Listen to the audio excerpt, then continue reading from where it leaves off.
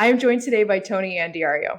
Tony is a nationally celebrated chef who is currently wowing palates and blowing minds at his namesake restaurant Andiario as the owner and head chef alongside his dear wife and my dear friend, Maria, in their Westchester, Pennsylvania location. Tony, thank you so much for being my friend, for being in my orbit and joining me today on Cupalo Conversations. Yeah, thank you. Happy to be here. Awesome. Well, as I've said to you before, I think people tend to idolize, romanticize what you do for work and as a vocation as they're rotting away at their desk jobs. So I would like to peel back the onion a bit on that today and welcome people into what it's really like. Before we get into a day in the life of a top chef, can you walk me through your journey of how you got to where you are today? Yeah, I can try. Starting when? How about when you fell in love with food and you knew you wanted to pursue this? Okay. Yeah, I think it's hard to pinpoint exactly, I think, when that started, or maybe it was several kind of points throughout my life, but I think it really goes back pretty far. I mean, my family definitely, we're very always very interested in food. It's a sense of community for us. We would get together every Sunday over, like Italian American family, like where we made pasta, every Sunday, and my brothers and my sister would come over, and after they had moved out, so I think that just that initially is kind of the start of that passion. I think we went to farmers markets a lot, just like just routinely in a way. So I think I was always, ingrained. It was always ingrained in me a little bit, that side of it. And I think when I was a teenager was when I really started getting a passion for cooking, though. And my dad was actually a big proponent of that because he enjoyed cooking. So I kind of grew up watching the Food Network, and even before that, there was a great show called World's Great Chefs, to where I think that was one of the things that was the most influential on me, because they would travel all over the world, in France, Germany, and Italy, and then a lot of the chefs, they would create a recipe and show how to do it in their kitchens, and it was usually like Michelin star, high end restaurants, and it was voiceover too, because it was all they were speaking French or whatever country they were in. So when I would get home from high school, my dad worked from home a lot because he had his own business. So he would be there, and we'd sit down. It would come on at like 3:30 or something like that. We'd sit down and watch 2 episodes of that, because that's just happened to be the time that it would come on. I think it was at that point where my dad was often saying, "Why don't you be a chef? Why don't you be a chef?" And I was like, "Nah, I don't want to do that. I don't want to do that." So I wound up going to school at Penn State for graphic design and photography. And then after I graduated, I had the opportunity to travel to Italy, and was there for a month.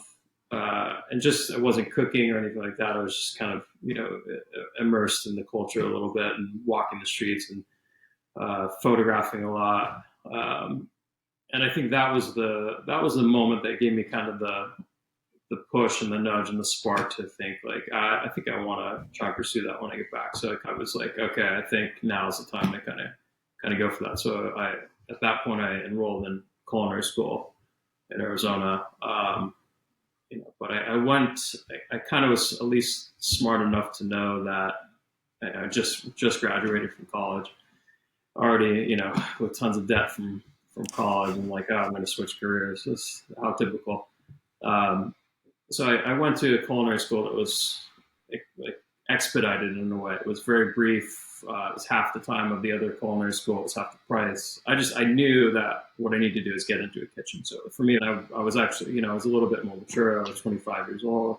I was in what they call basics in culinary school, which lasts for 6 weeks. And that's just where you have like a general, they show you how to use a knife and knife cuts and, just general stuff. And my instructor at that point just said to me, where are you working? Where are you working? Because I was, like I said, I was already cooking for quite a while. So like, I knew how to hold the knife. I knew how to do a lot. Obviously, wasn't professional or anything like that. But he assumed, based on my skill level, that I was working at a low level, a low position in a restaurant, which I wasn't. So anyway, setting me up in a kitchen to do what they call a stage. It's basically you going into a kitchen and working there for free.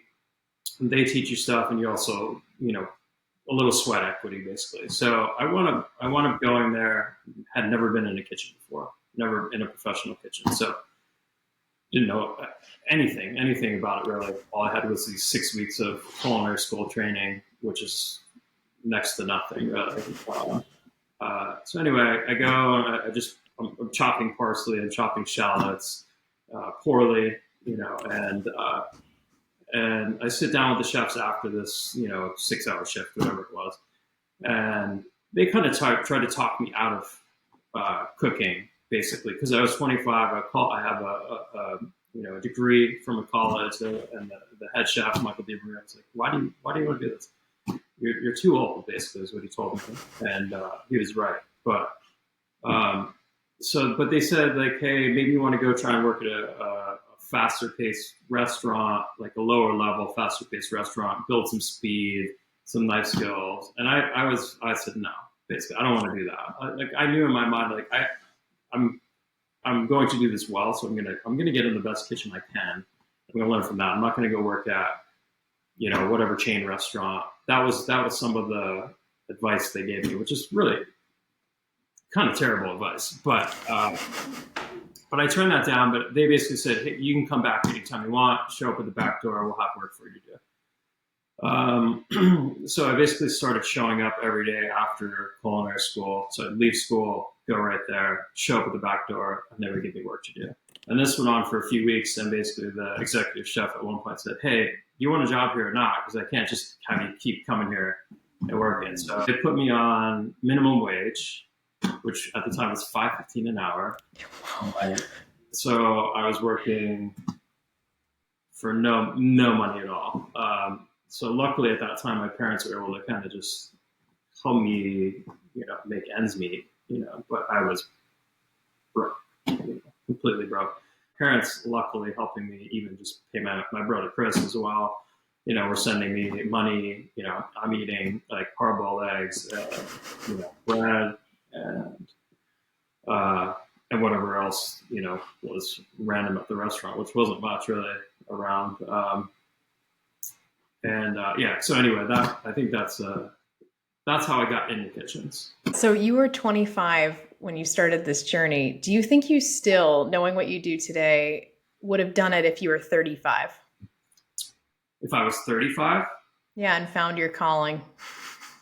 I think that's much harder because it's physical. It's definitely physical. And that doesn't mean there's not like certain directions that you can go into. Let's say like you were a cookie maker or something like that. And you can start like a cottage industry. It's a little bit, but what I'm doing in, this labor sub, it's very physical, demanding, long days. I'm on my feet from the moment I wake up till I go to sleep, basically at night. Not everyone operates like that, but there's no breaks. It doesn't work like that in my world. Do you think that shows like Chef's Table and these other, the game shows and all of these, the chef celebrity craze, Yeah. Do you think that has been beneficial to your craft, or has it been actually a disservice because it only shows the glitz and glamour? Yeah. Or do you think it's a good thing in that it's inspiring maybe others to pursue that? I think there's this problem nowadays where everyone looks at it and goes, oh my God, I'd rather do that than rot at my desk all day. How do you feel about it? Yeah, I think it's a mixed bag, really. I think some of those shows are beneficial, right? Like Chef's Table's one, I think it's pretty well done. I think it's pretty accurate.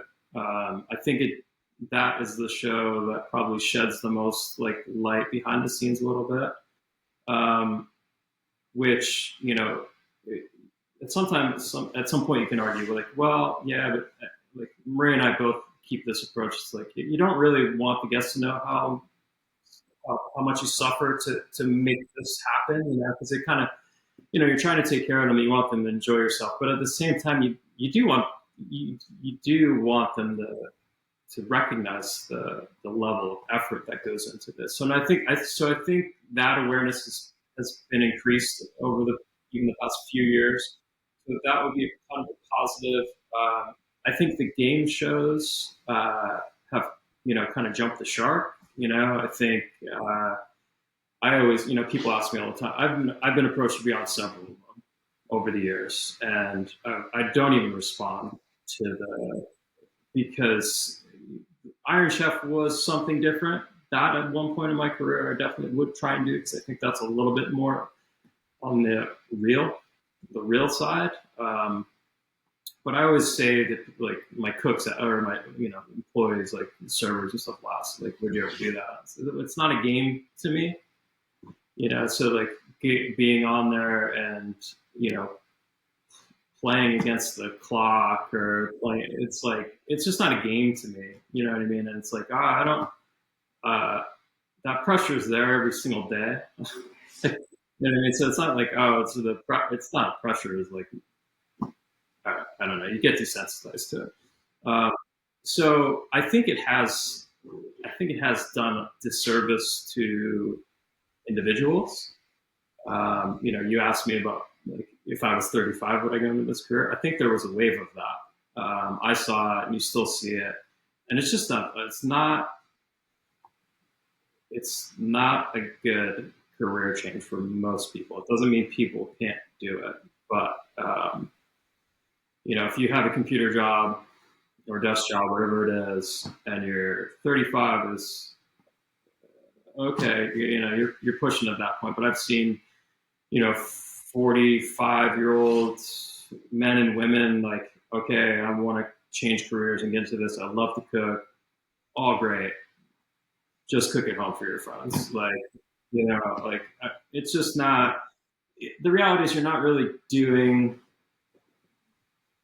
what you want to do anyway. It's not that if you're going to work in a restaurant, and there's exceptions to all this, but you're not cooking your food. You're not cooking what you like to cook. You're cooking what's on the menu, and you're cooking it in repetition, and you're cooking 80 of those dishes a night.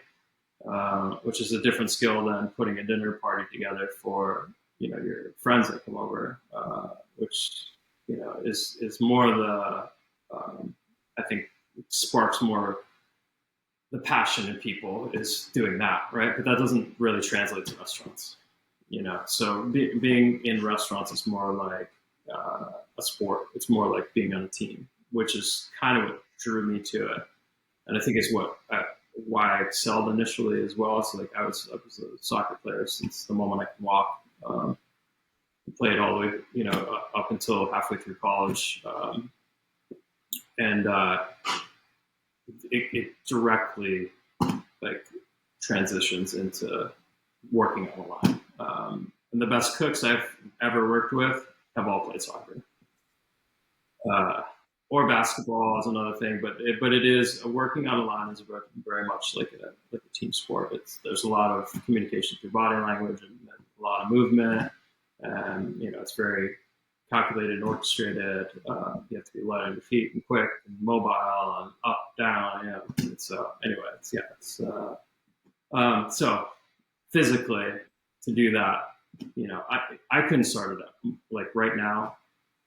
I mean, I'm doing okay, but I'm 45, I think, and physically, I can't imagine starting at this point and competing with. It is a competition at some point. If you get into a larger kitchen, especially, you are competing against other cooks to, even hold the station. I don't even know. I mean, at this point, I don't know if that's really the case anymore, but that was when I started out. There was 15 cooks in the kitchen. It was a relatively big kitchen, and it was competitive.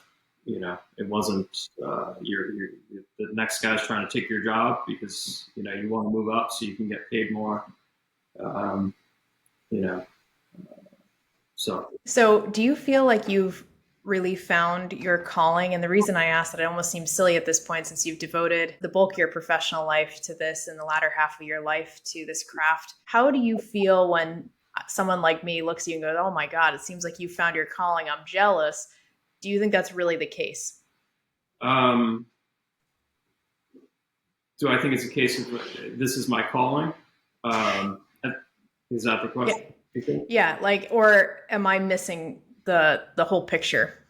Um, no, I don't think you're missing the picture. I don't know that it's necessarily. I mean, I think it's part of my calling. Maybe I'm not sure about the calling element for me personally. I think some people find that. And not that I like wavered a lot on like what I wanted to do, but I was very artistic growing up, so like I always wanted to pursue that. But at that moment, I knew like, yeah, I want to go into cooking. But I think it's constantly evolving, and like as you know, I'm an individual that's constantly evolving, like anyone would be. So um, the agricultural element has always, very early on, has been a part of it, cooking as well. So I think that is evolving more, but it goes hand in hand with the cooking, and that this is many years. Even when I was living in Phoenix for a long time, I had a huge garden in my backyard where that wasn't always directly going into restaurants, but some of it was. I had a small flock of chickens and stuff, so I was able to kind of curate some things that I couldn't get my hands on and trying to grow them. Watching I'm going on a tangent right now. So um, I think, have I found my calling? I think for me personally, uh, I'm, I have no regrets really on going into this industry. There's a lot of elements that I really still love about it. We've had the ability to kind of, you make this very like specific to us and what we want to do. Not everyone, most people don't have that luxury. So our like, we just basically do what we want. And a lot of restaurants can't do that, because there's investors or the clients just won't accept it as well. Like like we do a preset menu, so you come in, there's no choices, you don't even know what's on the menu until you sit down. Um, and we've gained the trust of guests. Obviously, it's not difficult to for people to come in there or fill the seats really because it's a small restaurant as well. It's not it's a 30 seat restaurant. We wanted a small restaurant because we want to be able to. I don't really like to use the word control, but it really is about that. It's about controlling the flow of the restaurant, controlling the volume. It's all kind of intentional to make the best experience that we can within our capabilities. Obviously, it's impossible to do it perfect, so we strive for consistency. But based on the availability of products, the number of staff that we want to keep, things like that was kind of the size. It's something manageable. It's also based on the food that we like to do. A lot of handmade pastas. They're just time sensitive. I knew I was going to be the one, crafting those. That was always the intention. A lot of times, a chef opens a restaurant and basically never cooks. And to me, that's like for me. I mean, maybe that eventually will evolve even for me. I think, but I was like, I get into cooking, so I stopped cooking. It just didn't make a lot of sense. I want to cook. That's why I'm doing this. I don't, so that's a little bit backwards, but it has to be that way for a lot of people uh, based on that. So I think I answered that. Yeah. Yeah. Well, the calling question, and the reason I was honing in on this is because, again, from an outsider looking in, especially if you don't like what you do for work, it's really easy to look over there and say, oh, look at that guy. He's got it all. Yeah, He's got it made. yeah, And I think every time we've talked, I've always been blown away by how much people don't see, how backbreaking, how time consuming, how much pressure you're under. But I would love to know more about, you said you still love elements of this craft. I'm sure there's other parts you don't love. What is your favorite part of being a chef? I think I think the creativity and the crafting of things is what I enjoy. I enjoy the repetition of things, even though that could be monotonous and like has to happen. So sometimes it's like, ugh. But I don't mind sitting down and like, like I have a little bit. I don't know. I don't say that, but I have a little bit of I have German blood, and like so there is this like systematic approach to things, and like what the other side of me is the Italian heritage, and it's a little bit more artistic maybe, and just a little bit more free flowing, I guess. So, but I like figuring out how to do a task more efficiently. Organizing a lot of it boils down to efficiency in the kitchen in general. So it's every minute, every second adds up. So I enjoy I like cooking on the line, and that goes back to like I like there's an adrenaline rush to that. That reminds me of being on the field and playing, right? And there's a satisfaction of doing it well and putting the food out. That's a nice element. I also really enjoy the crafting and the prepping, and that's more for the discipline element and the efficiency element, and also the craftsmanship. Craftsmanship is one of the bigger elements, and then there's that other side of it that working with these primo products that makes it pretty enjoyable too. When those come in the door and it's like, oh, this is really perfect, and they're not always perfect. It's just it's the reality of it. Even from the same farmer, there's week by week, depending on the weather, the rain, whatever it is, it's optimum, 1 week over the other. And you don't know that necessarily, but you're recognizing it as it comes in, and that's inspiring. That's a nice element. It's nice always to have like good food around, or good ingredients rather than good food. Maria and I like treat that like our grocery store basically, and bring stuff home, prepare leftover stuff, and especially at the end of the week, things like that. So like there's years where we never went to the grocery store. So that's pretty cool. If you're gonna throw a party at your house, it's pretty cool to like have a restaurant to pull stuff from. It's really special. For a lot of people, it is just food. It's just something. It's very much just got to eat because I got to live. I mean, that's how I live too. I mean, I've eaten so many meals over the years, like crouched down behind the line, like bread with butter on it. I mean, that's that's the unhealthy element of being a chef. So anyway, go ahead. Sorry. No, but that's one of the things I really appreciated when, like, watching Anthony Bourdain's travel show and loving the fact that he would go to a Michelin star restaurant in the same episode that he'd grab a hot dog from, a gas station, consuming both with equal pleasure. And in some ways, he enjoyed the gas station hot dog more. One of the things that he said, I can't quite remember what it was exactly, but it was along the lines of, all he wanted at the end of eating all this amazing food was just to have a home cooked meal. Like, it doesn't matter how good it was. It's just the fact that somebody cooked for him and in their home. And it felt like it had more sort of, I don't know, maybe nutrients in it, spiritual nutrients or something in it. Would you say the same, that out of the choice to eat at all these amazing restaurants, do you think at the end of the day, you just want a home cooked meal? And that's how I feel eating at your restaurant. But is that what you also deep down crave too? Yeah, 100%. 100%. Yeah. It definitely food that's like super approachable and not fussy is definitely more appealing to me personally. So I think that is what we try and do. I think we try and hit that note where the food is approachable. It's a little bit exciting. Maybe it's a tinge challenging. Maybe one of the courses is where it's like, oh, I don't really like that ingredient, but we try and do it well.